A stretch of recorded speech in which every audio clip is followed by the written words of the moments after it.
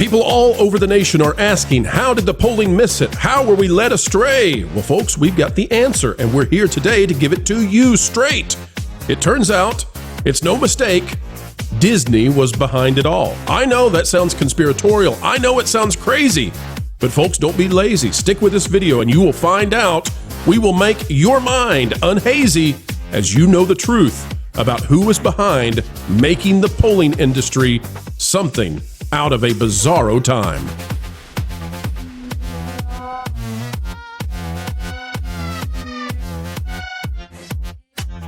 Hello, folks, and welcome back to a dandy of a day, coming to you live from somewhere sunny USA. Well, no, it's a pre-record, but that's okay, folks, and we're happy to spend time with you.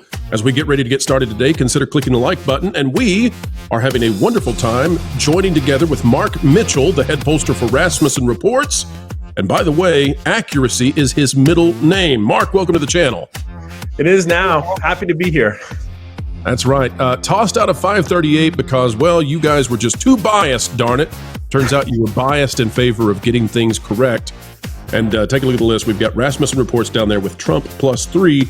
But Mark, you were often somewhere around +2, +3. Where did you guys come out with, you think, on average?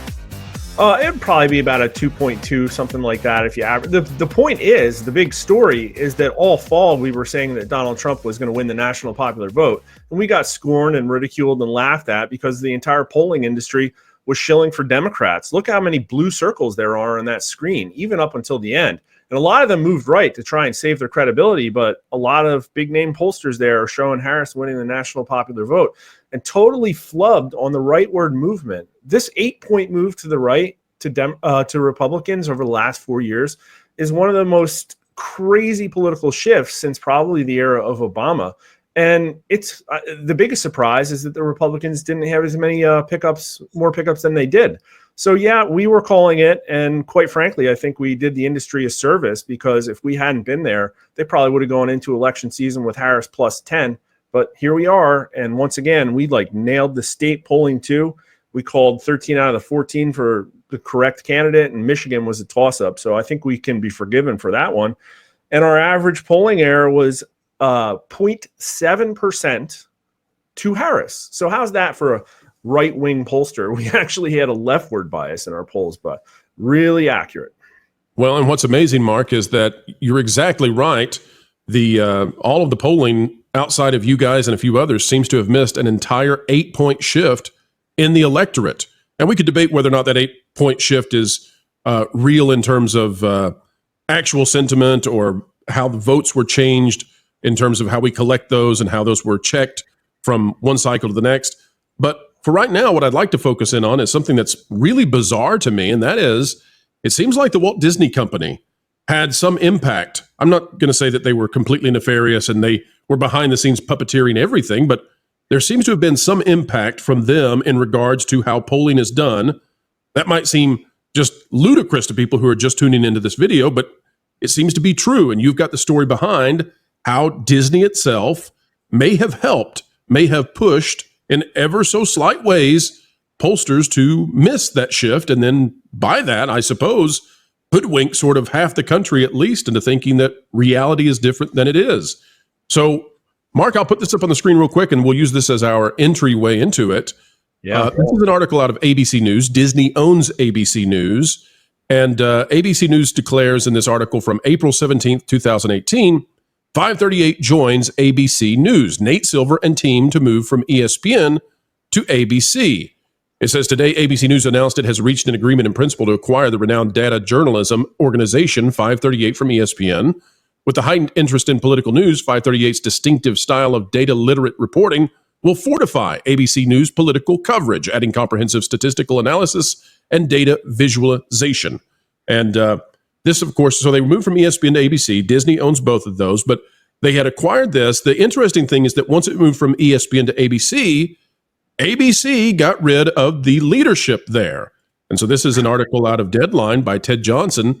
ABC News hires the economist G. Elliot Morris to lead data analytics team, oversee 538 after Nate Zilver exit. And so this is by Ted Johnson in May. We believe that Nate Zilver, I'd have to go back and verify 100%, but I think Nate was let go in April of 2023. That's right. And that's a big deal in the polling industry. And could you share with us sort of what you saw happen at 538 and how that may have caused pollsters to be hesitant to actually put out numbers that strayed from the corporate narratives? Well, let me first say that 538 is not necessarily an enforcer that forces these guys to lean left. They do it 100% willingly. And just to give you a little context going into this, public opinion's always been a thing. And, Gallup and Pew are also often tracking people's opinions on stuff. But election prediction became a big business. And what happened is a lot of these mainstream media organizations brought polling in-house. And for a while there, we were basically their arch nemesis because we were founded to put out daily journalism on public opinion, and we're independent. So over the years, they kept making bad calls for elections, and we would just prove them wrong. Now, I do think that Nate Zilver, who came on the scene somewhere in the Obama era, was kind of like their escalation to a new form of weapon. And we can argue about whether Nate Zilver was accurate or not. He predicted every state in the 2012 election, although there is some speculation in court proceedings that he was leaked the internal polling from the Obama campaign. But whatever, I think over time it's been proven that Nate Zilver hasn't been accurate. But he founded 538. New York Times bought it. It changed hands. And the great thing for them about 538 is it attracts a lot of traffic. So you have somebody who's not from the polling industry. He's, I guess, a statistician, but putting out content and getting a lot of eyeballs. And so all of a sudden, that's a really great way to combat independent journalists about public opinion like us, because it puts our credibility on the line versus them. So there's always been an attempt to necessarily attack people that do not toe their line for sure. But I think I do think that Nate tries to do a good job, and we can argue about whether he did a good job this time. But they brought this G. Elliot Morris guy in, and I don't necessarily want to get into his history, but he's a flaming ideologue. And the second he came in, within 3 weeks, we started getting emails from one of his underlings, and they were really innocent at first, but basically it was a list of requests about methodology. And I'll tell you, we do believe in transparency, but there is no amount of transparency that can make up for a lying pollster. They can delete data, they can change how they collect data, they can mess around, they can lie, and transparency is not going to fix that. And then there's the other situation is that ABC News actually does polling, so there's a level of proprietary information they're asking us from one of the most accurate pollsters in history. But I almost responded. I typed out a list of answers to their questions, but there was something in the wording that just felt like a trap. So I ignored it. And then let me tell you, we got another one. And finally, after 3 months, G. Elliot Morris wrote the most disgusting and flaming email to us that I would love to put on the screen right now. I mean, it's just absolutely ridiculous. This paragraph here. First, Rasmussen must explain the nature of its relationship with several right-leaning blogs and online media outlets, which have given us reason to doubt the ethical operation of the polling firm. Now wait a minute, Mark. Did you have any relationships at all with slightly left-leaning organizations? Had you ever appeared, ever talked with them? I'm just wondering why it was just the right-leaning ones that they didn't like you being a part of. Well, exactly. Innate bias right off the bat. Well, we don't have any affiliation with political parties. We're independent. I would go on and talk to anybody. I would talk to raging communists about my data, except that, interestingly, they're not interested in independent election prediction. Yeah, shocking. Please tell us whether questions are ever suggested to Rasmussen from these outlets, including Fox News. They're worried about Fox News. But if you were on CNN, if you were in any way affiliated or assisted with CNN, no problem. But Fox, problem. And this is Disney. That's what people need to understand. We can lay it at the feet of individuals. We can say, oh, well, this is some rogue person that they brought in. They didn't know he was going to act this way. But I'm sorry. This is the Walt Disney Company. That's who you're getting this from. They knew who this guy was, and they hired him, and he came in with, in my opinion, carte blanche, and they immediately went for our scalp. But then also Steve Bannon's war room. But here's the thing. Question suggestions, I take a question suggestion from Charles Manson. I don't care. Like, who cares where the questions come from? They're valid questions. I ask people and I'll report the results. So that's a canard. Where Rasmus's head pollster regularly appears. They don't like who I talk to, or they don't like how I distribute my polling. It has nothing to do with my polling. Oh, is there quid pro quos? They're literally accusing us with the promise of coverage in return for public field work. Do Rasmussen's pollsters work with anybody from these organizations on topics? So they literally just don't like who we talk to. And I can tell you they don't like the topics we talk to too. Where is it in here? But basically, they accused us of polling on fringe alt-right conspiracies. And I can tell you, as basically the person who polls people most in America, American voters have major concerns about the topics that we polled on that nobody else will, including certain therapeutics and certain things with elections. You polled on the jab, and they said, no, we'll never have that again. You're not allowed to be a part of our group. You're out for daring to push back against what was the unpushable. All right, I want to show this. Let's go back to this for a moment, because you brought up the ABC poll. Now, one, I think it's bizarre that they own 538, and at the same time, the company that they own is including their own poll, and that's influencing. You get the idea. There's a conflict of interest there. But let's go with this, okay? So if we take a look here, we see that there are ABC Ipsos. Can you talk to us, because I was shocked, Mark, at how they do their polling. Can you tell us the difference in how ABC was doing their polling versus the way that you do your polling? So the Ipsos panels. Yeah, exactly.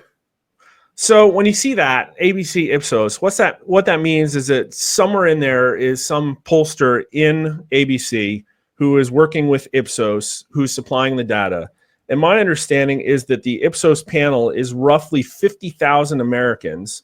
And are they the only ones, or does Reuters also do an Ipsos? Like, who else? Yeah, Reuters does Ipsos. That's a really good one. So I would love to bring up Reuters just because they polled more than ABC. But you can see right there that ABC had Harris +4, which was a 7-point miss to the left. Pretty freaking bad. Drastic. But here's Reuters Ipsos. So this goes from the bottom up. So they showed Trump beating Biden, and then they got all the way out to Harris +6. And then they actually came back, I think probably because we shamed them so much. But the Ipsos panel is exactly what you think it is. They have like mid-20s community managers with pronouns in their LinkedIn bios. And I'll tell you, if you look at the results, the crosstabs of the polls that these people put out, it does not reflect, in my opinion, what America is. Abortion is really high as an issue for these people, and the favorability ratings for campaigns of the candidates are totally different. Kamala Harris is roughly even at a 48-48 favorable, unfavorable, but they have Donald Trump at like 37-60, like underwater, like 25 points compared to Kamala Harris, and he got more votes than any Republican candidate in history. So it just totally does not match reality. And I'll tell you, let me show you something else too. This gets back to 538. So the whole point about 538 is what you can do is use your reach and your fake authority to try and intellectually gatekeep. And that's something that, in my opinion, elite leftists really love to do, is say, no, we have the authority, only take our word for it. So Mark, these are... Pause briefly so I can admire your clown emoji and where it is located. I won't have to say anything more about it. I'm admiring it. It's great. Yeah, she is probably the winner of the worst lapse of credibility this cycle. No, Mark. No. She galvanized Iowa. She galvanized the entire state. Yeah. Man, Rachel Maddow's clip telling everybody about this poll is one of the most disgusting things I've ever seen. Media malpractice. These people are literally driving folks in America insane in order to get their political will. But this list is 538's list of the best pollsters in America, and I just took a second to compare them to the final reported popular vote. And what you're going to see here is every single one of these overstated Harris support massively.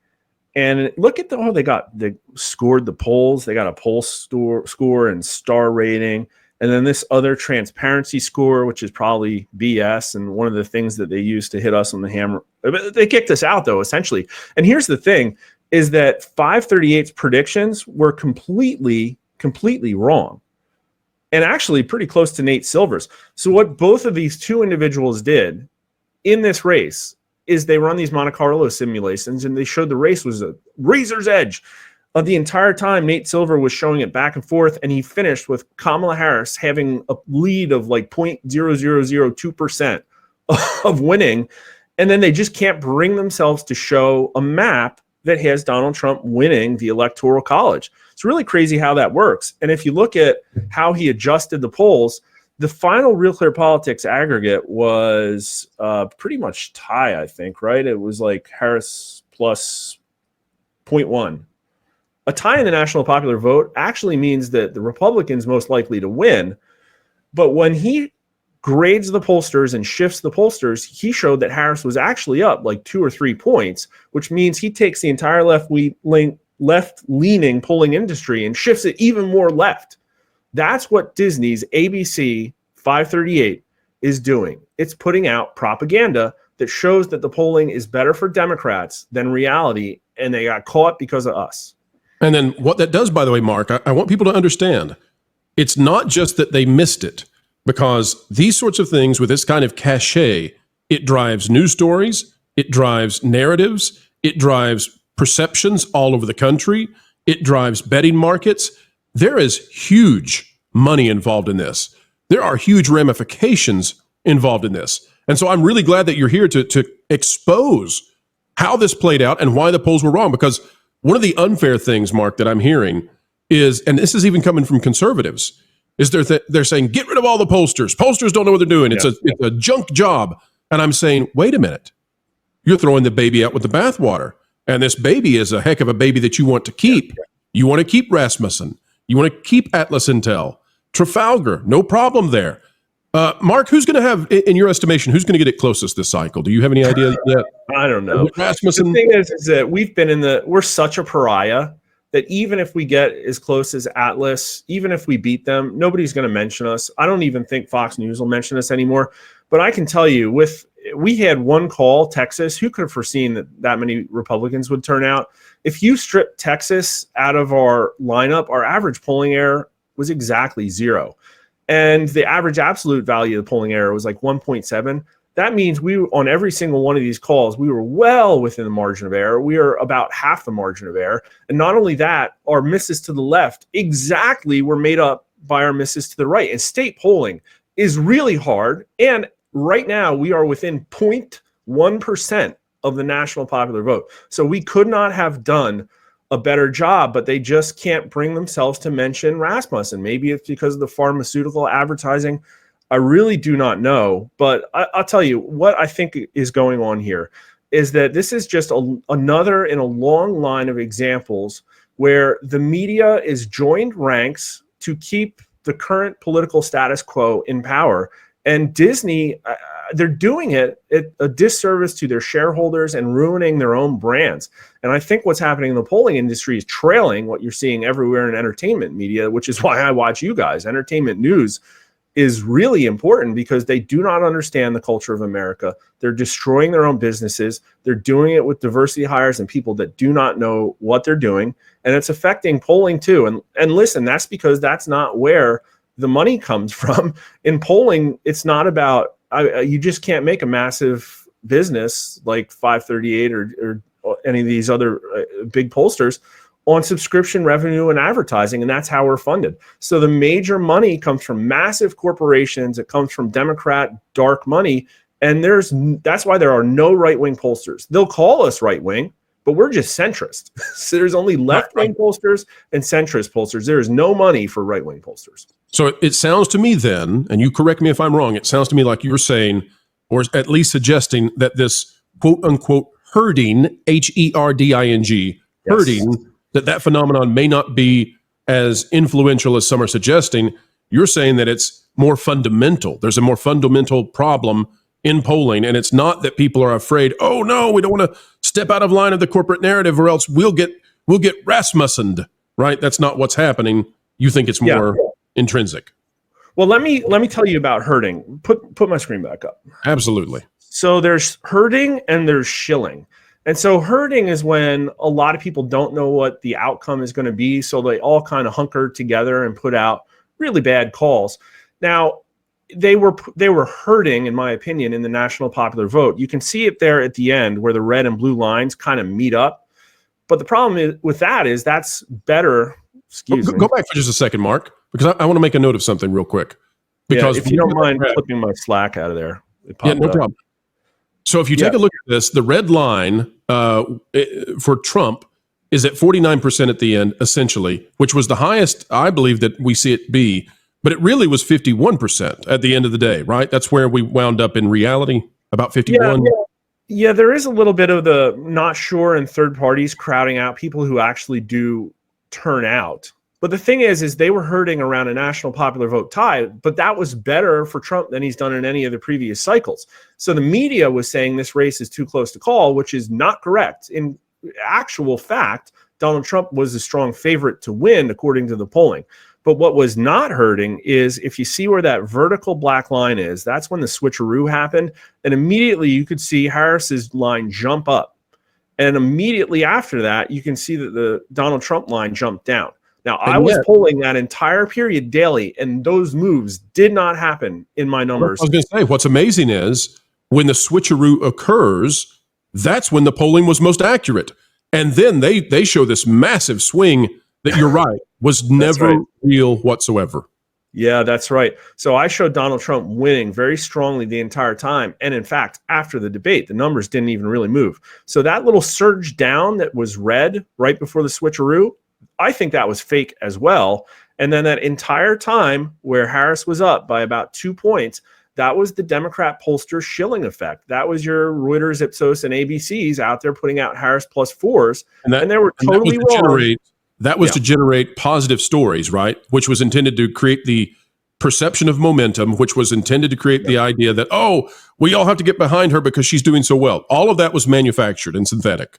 100%. It's just like when a movie house puts out a garbage movie and they send it to marketing and they try and create a trailer that repackage it, and they want to sell fear of missing out. They want to sell a cultural phenomenon. They want to anything they can do to get people into that theater. And that's what the pollsters were doing in September and October. But me just putting out that Trump plus two, they all came back to the right. Did they come back enough? No, they all still missed.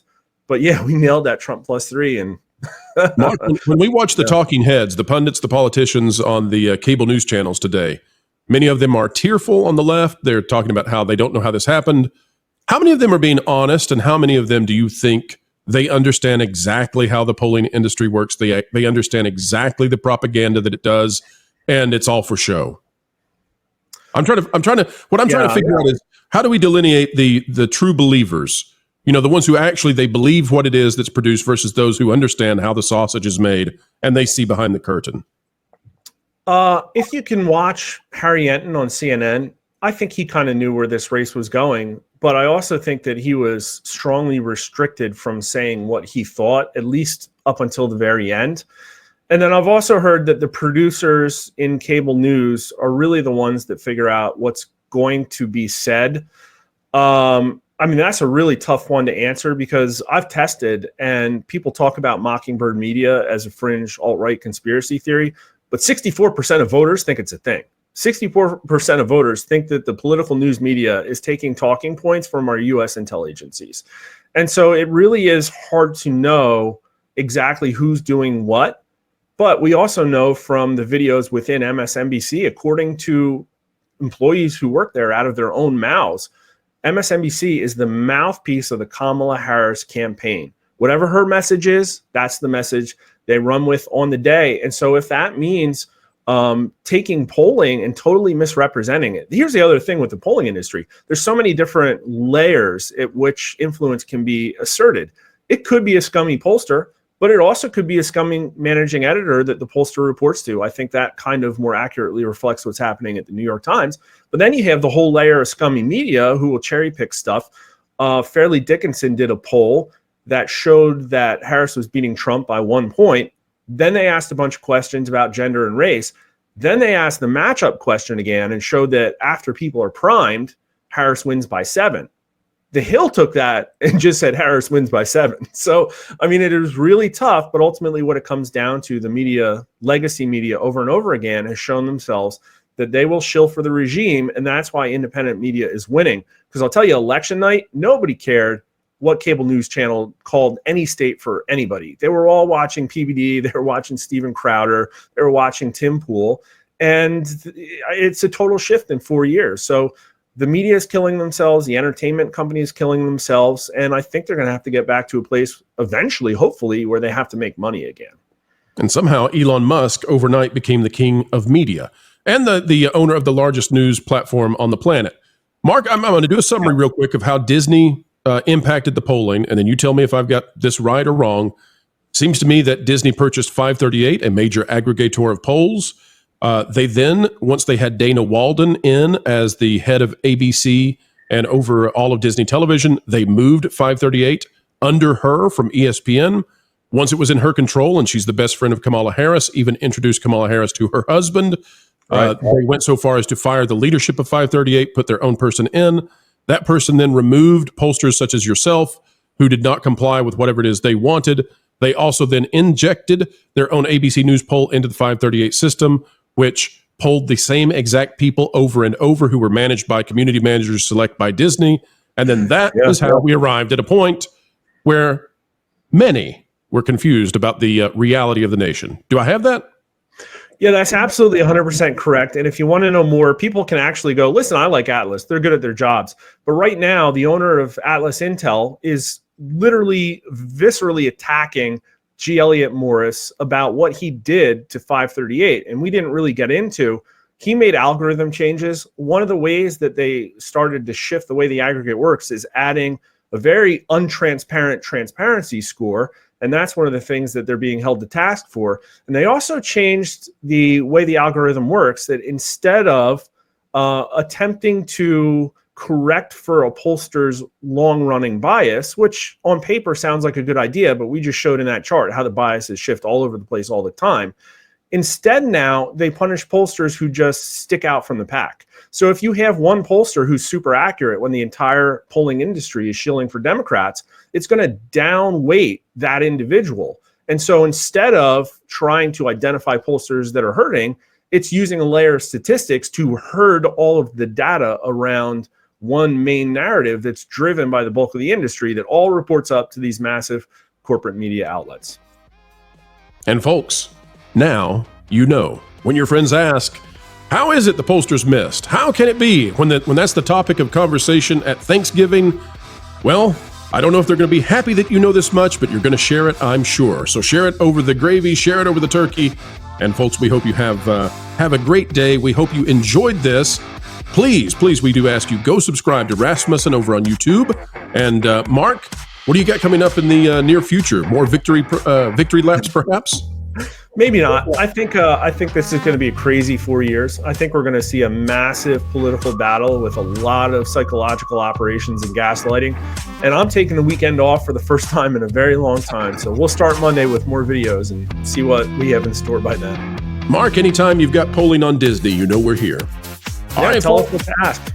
That's right. Folks, if you would mind, consider clicking the like button, share, subscribe, click it and stick it to those pesky algorithms. It is the notification bell. Drop a comment down below. Let us know your thoughts, for a mind is a terrible thing to waste, and waste not yours. Until the next time we have the joy of being joined with you, we bid you adieu with this one. Keep learning, keep growing, and keep having fun. Oh. What are you doing? Well, you see, I wanted to get some inside scoops on Disney and their different corporations, if you know what I mean. So I figured by looking into this fistbowl and sucking it randomly with my own energy that I pay for, you paid for, I could do the whole experience where you can be a master and spy on your targets. You're an idiot. If you want to get the inside scoop on Disney, or even other media organizations, you should check out thatparkplace.com and subscribe to WDW Pro's YouTube channel. That'd be way easier, more accurate, and, less dumb. Are you saying I won't get accurate information this way? No, you can't. Who'd have think?